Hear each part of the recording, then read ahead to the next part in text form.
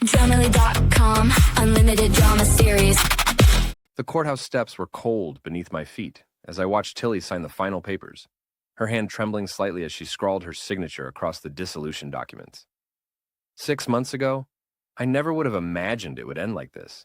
So public, so methodical, so completely devastating for her.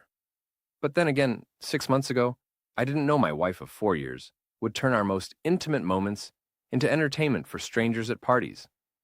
It started with a club night that should have been harmless fun. "Come on, Caleb," Tilly had shouted over the pounding bass at Pulse, the downtown club where she'd dragged me after her particularly stressful week at the marketing firm. "Dance with me, live a little." I watched from our booth as she moved onto the dance floor, her red dress catching the strobing lights. At 32, Tilly still commanded attention effortlessly. Her auburn hair caught every flash, and within minutes, she was surrounded by admirers. I should have felt jealous watching Rafa, some guy from her yoga class, spinning her around while she laughed and posed for the phones that appeared like magic whenever she moved. But I felt something else entirely, a cold, analytical distance. "You're not dancing," she said breathlessly when she returned to our table, her phone already out, posting videos to her Instagram story. The notifications were immediate. Hearts, fire emojis, comments from her coworkers about how amazing she looked. "I'm watching," I replied, sipping my beer. "You seem to be having enough fun for both of us." She rolled her eyes, already turning back toward the crowd. "Don't be boring, Caleb. It's Friday night." That's when it hit me. She wasn't dancing for joy or stress relief. She was performing. Every movement was calculated for maximum visual impact. Every laugh timed perfectly for the cameras that followed her around the dance floor. The attention wasn't a byproduct of her fun. It was the entire point. I stayed until closing time, watching her collect admiration like currency. The ride home was quiet except for the constant ping of notifications on her phone. "Look at this," she said, showing me her phone screen. 300 views already. Priya from work said I looked like a model. And look, even Jake from accounting commented. I nodded, pulling into our driveway. "That's nice." "That's nice?" She turned to face me fully. "Caleb, I haven't felt this good about myself in months. Don't you want me to be happy?" "Of course I do." I turned off the engine. "I just wonder if you'd be happy if no one was watching." She stared at me for a long moment, then grabbed her purse. "You know what your problem is? You're jealous that people actually notice me." Inside our house, I made a decision that would change everything. While Tilly showered, I opened my laptop and created a new folder, documentation. If my wife needed an audience for everything, she was about to get one she didn't expect. The guest bedroom became my new headquarters that night.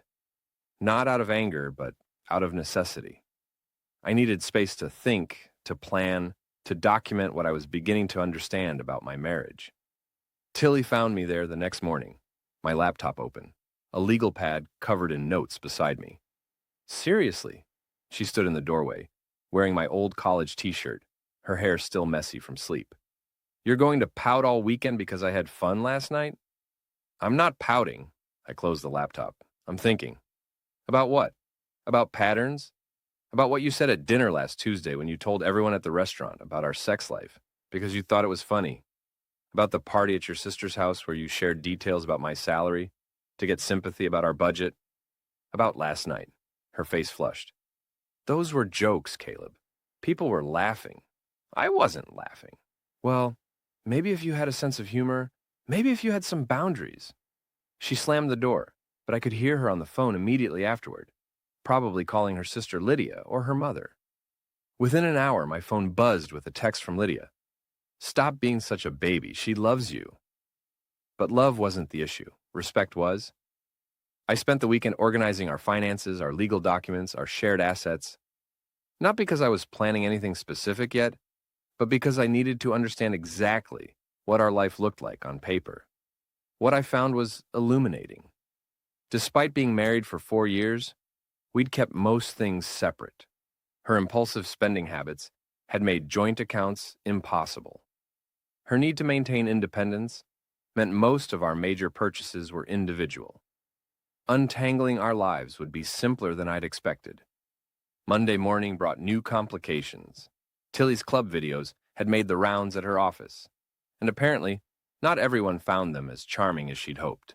Priya wants to see me, she announced when I got home from my job at the engineering firm. Something about professional image and social media presence. Can you believe that? Actually, yes. She whirled around from where she was aggressively chopping vegetables. Excuse me. You posted videos of yourself grinding on another man while wearing your company's logo on your jacket. What did you think would happen? I was having fun. I wasn't doing anything wrong. You were married and acting single for an audience. The knife hit the cutting board with more force than necessary. Acting single? I danced with someone. That's not a crime. No, it's not a crime, but it is a choice. And choices have consequences. She turned to face me fully, her eyes bright with anger. You know what, Caleb? You've changed. You used to be fun. You used to support me. I used to not know that supporting you meant being your unpaid audience for public humiliation. Public humiliation? Are you insane? I was dancing. You were performing. There's a difference. That night, she slept in our bedroom while I remained in the guest room. I could hear her on the phone until nearly midnight, her voice rising and falling as she recounted our argument to whoever would listen. I wondered if she was posting about it too, turning our private conflict into content for her followers. I opened my laptop and added a new entry to my documentation. Monday, March 15th. Subject continues to seek external validation for behavior that damages marital trust. Meeting with supervisor, scheduled regarding professional conduct. No acknowledgement of boundary violations. It felt clinical, cold, but it also felt accurate. Tilly's meeting with Priya didn't go well. She came home Tuesday evening with red eyes and a defensive attitude that filled our house like smoke. She said I need to be more mindful of how my personal life reflects on the company, Tilly announced, dropping her purse on the kitchen counter with unnecessary force. She said some clients saw the videos and had concerns about our firm's culture. I looked up from my dinner. What kind of concerns? Oh, you'd love this. They think I'm unprofessional. They think a marketing manager should have better judgment about public behavior. She yanked open the refrigerator. Can you believe that? Better judgment about dancing. It wasn't just dancing, Tilly. Here we go again. She grabbed a wine bottle and poured herself a generous glass. Please, enlighten me about what it was, since you're apparently the expert on my behavior. I set down my fork. It was a performance designed to get attention from men who aren't your husband, broadcast to an audience that includes your professional contacts, while you ignored the person you actually came with. Ignored you? You were sitting right there. Physically, yes, but you didn't talk to me, dance with me, or acknowledge me except to dismiss me as boring. I was a prop in your show. She took a large gulp of wine. You're being dramatic. Am I? Let me ask you something. If no one had been filming, if there were no phones, no social media, no audience, would you have danced the same way? The question hung in the air. I could see her processing it, her face cycling through anger, confusion, and something that might have been recognition. That's not the point, she finally said. That's exactly the point. Thursday brought the first real test of our new dynamic. Tilly's college friends were in town, Nate and his girlfriend Jessica, along with Rafa from the club night. They wanted to go out again, to recreate the magic of the previous weekend. You're coming, right? Tilly asked as she applied makeup in our bathroom mirror. She'd been getting ready for 2 hours, taking selfies and posting them with captions like girls' night energy and ready to...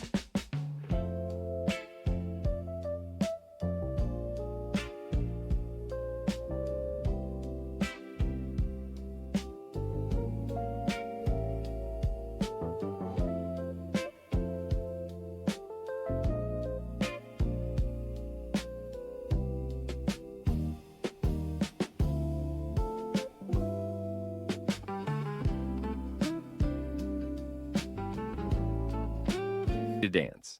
No. She paused, mascara wand halfway to her lashes. No? I'm not interested in being an audience for another performance. God, Caleb, it's not a performance. We're just having fun. Then have fun.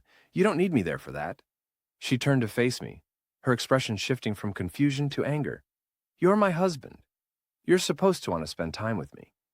I want to spend time with my wife. I'm not interested in spending time with your public persona. They're the same person. Are they? Because my wife used to care if I was comfortable. My wife used to consider my feelings before broadcasting our private life. My wife used to understand that marriage means some things are just between us. She stared at me for a long moment, then turned back to the mirror. Fine, stay home. But don't blame me if people start asking why my husband never wants to be seen with me. Let them ask. She left without kissing me goodbye. I spent the evening organizing our tax documents and reviewing our mortgage papers. Around midnight, my phone buzzed with notifications. Tilly had tagged me in several posts from their night out. The captions were pointed, "Missing my hubby tonight," with a sad face emoji, and "Some people are too cool for fun," with a shrugging emoji. I untagged myself from all of them and changed my notification settings. Friday morning, she was hungover and defensive.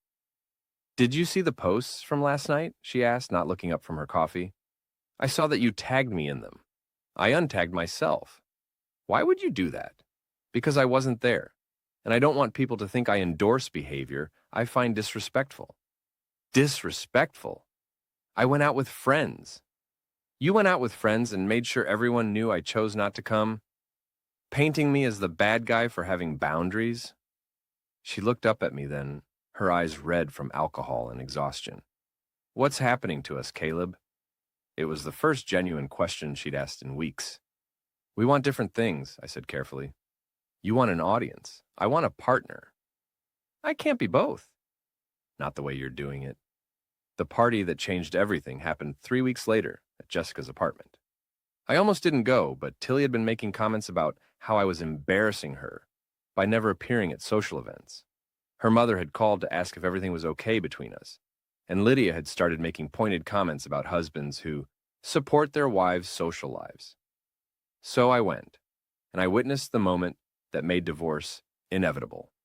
The party was typical for Tilly's crowd. Young professionals drinking expensive wine and competing to tell the most outrageous stories. Tilly was in her element, holding court in the center of Jessica's living room, her phone propped up to capture her performance for her Instagram stories. "Oh my God," she was saying, gesturing with her wine glass. "You guys want to hear something hilarious? So my ex-boyfriend Derek, you remember Derek, right, Jess?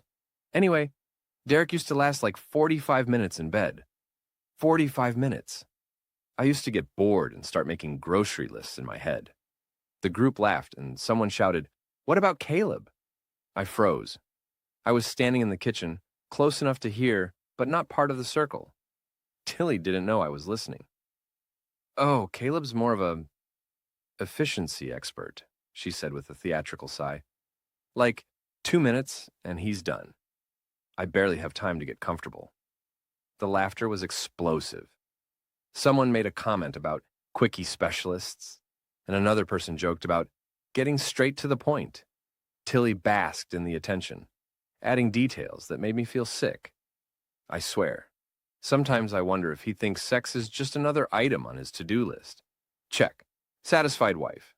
Next, organized sock drawer. More laughter. Someone was definitely recording this.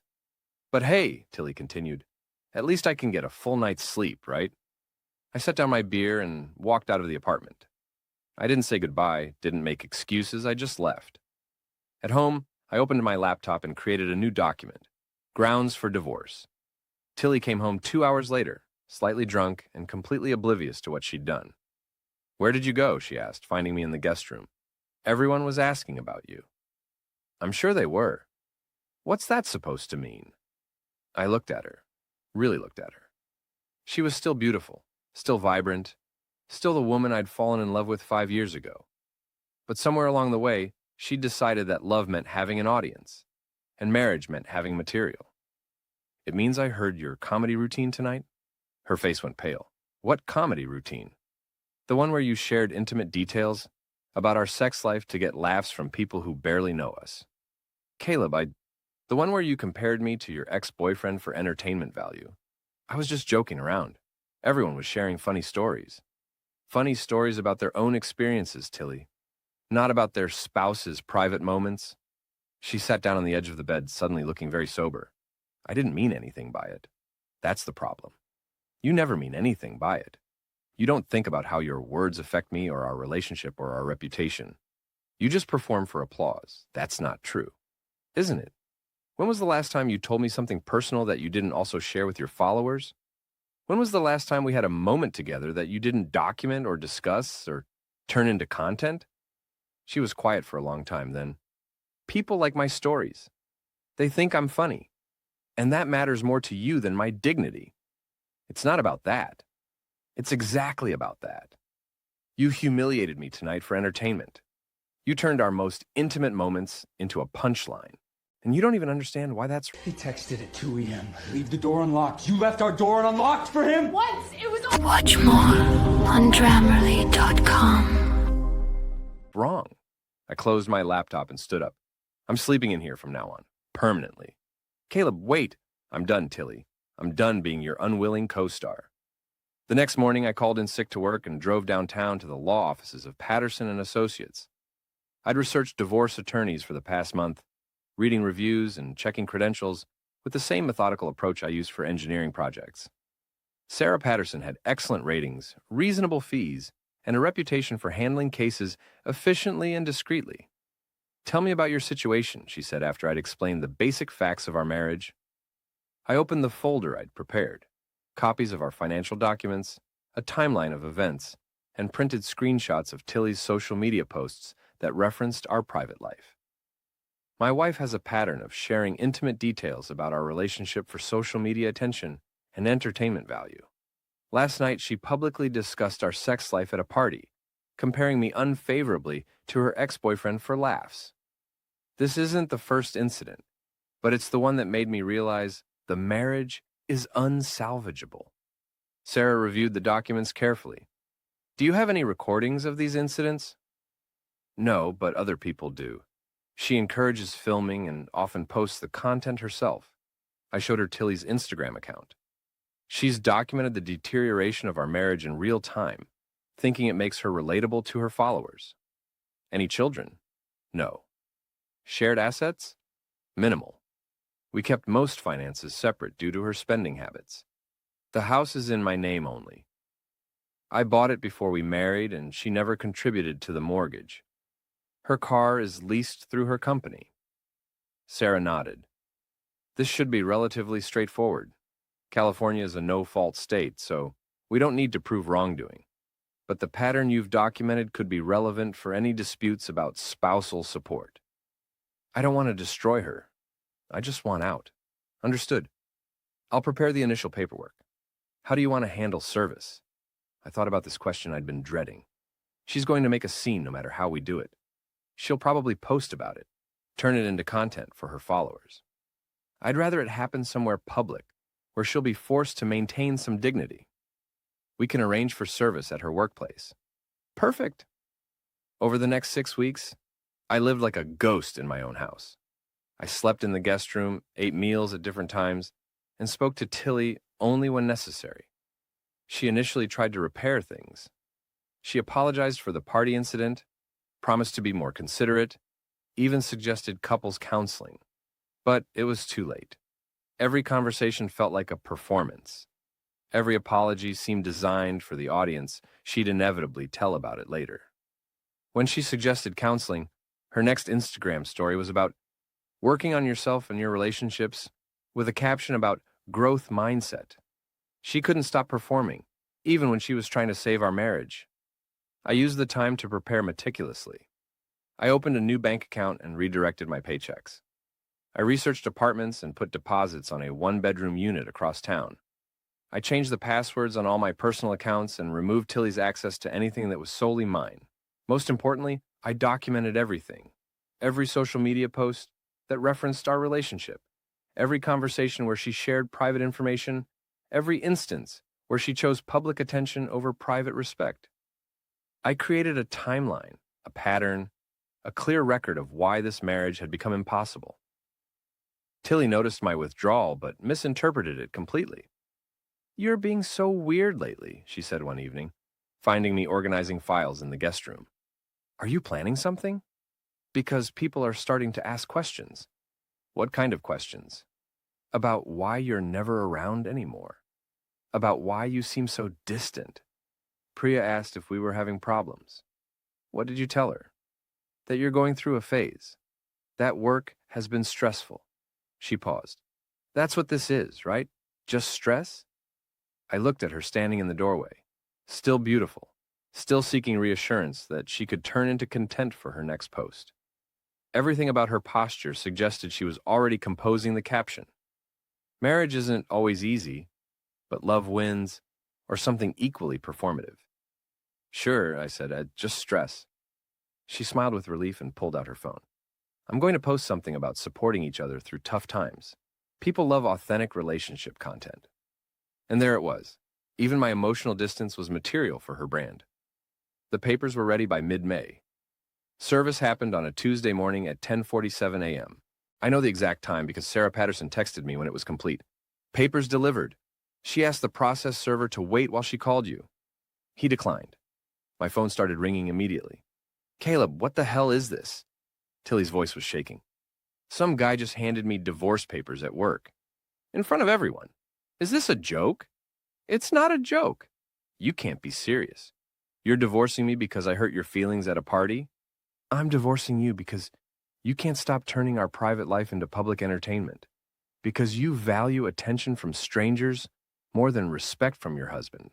Because you've made it impossible for me to trust you with anything personal. That's not true. Tilly, you're probably posting about this conversation right now? There was a pause. A long pause. I'm not posting anything, she said, but her voice had that defensive tone she used when she'd been caught. Check your phone, right now. Tell me you don't have Instagram open? Another pause, longer this time. People are going to ask questions when they see me upset. I need to explain. I hung up. Within an hour, her social media accounts lit up with a carefully crafted narrative. She was the victim of a sudden divorce filing. Her husband had blindsided her with papers at work.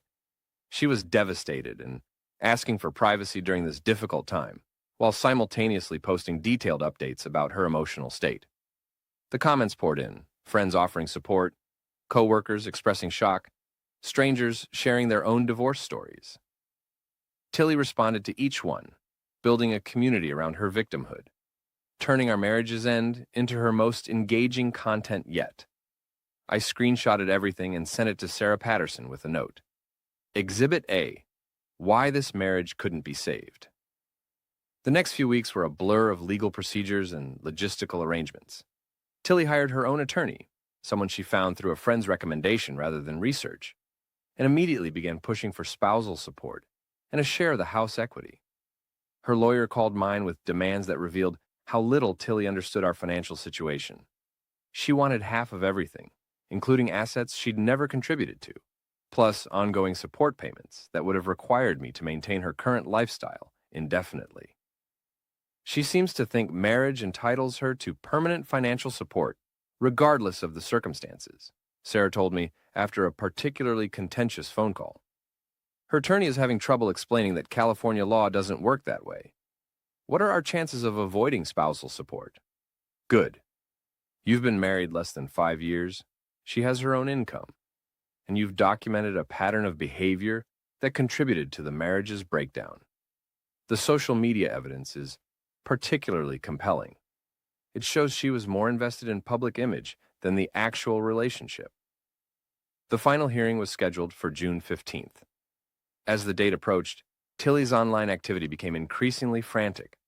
She posted daily updates about the unfairness of divorce proceedings, shared memes about toxic masculinity and controlling husbands, and started a series called Divorce Diaries that documented every detail of our legal battle.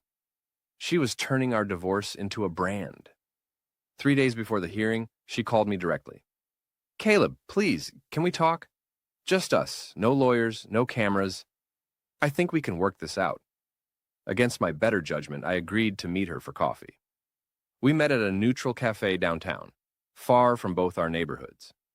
Tilly arrived first and chose a table by the window where the lighting was best for photos. Even now, even here, she was thinking about her image. You look good, she said when I sat down. Rested. Thank you. I've been thinking about what you said. about the performing thing. She wrapped her hands around her coffee cup. Maybe you had a point. Maybe I did get carried away with the social media stuff. Maybe. Okay, I did get carried away. I admit it. But Caleb, that doesn't mean we have to get divorced. We can work on this. I can change. I studied her face. She seemed sincere, but there was something else there. A calculation, like she was working through the best way to present this conversation to her audience later. What would change look like? I asked. I could post less, be more private about our relationship, maybe take a break from Instagram altogether. For how long? I don't know, a few months? However long it takes to fix things between us. And then what?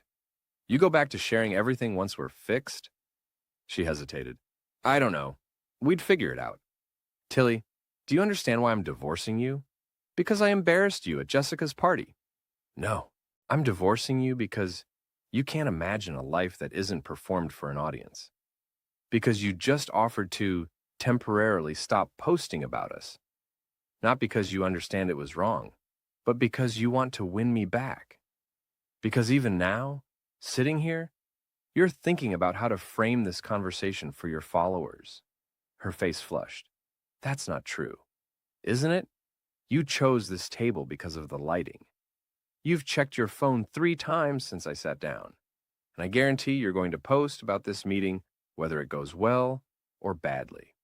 I'm not going to post about this. You will. Because you can't help yourself. Because your entire sense of self-worth is tied to external validation. Because you've forgotten how to exist without an audience. She was quiet for a long moment, staring into her coffee. When she looked up, her eyes were bright with tears. I love you, Caleb. I believe you do. But you love the attention more. That's not fair. It's accurate. And that's why this marriage is over. I stood up to leave, but she grabbed my wrist. Please, just tell me what I need to do. I'll do anything. I looked down at her, this woman I'd once planned to grow old with, and felt something like grief.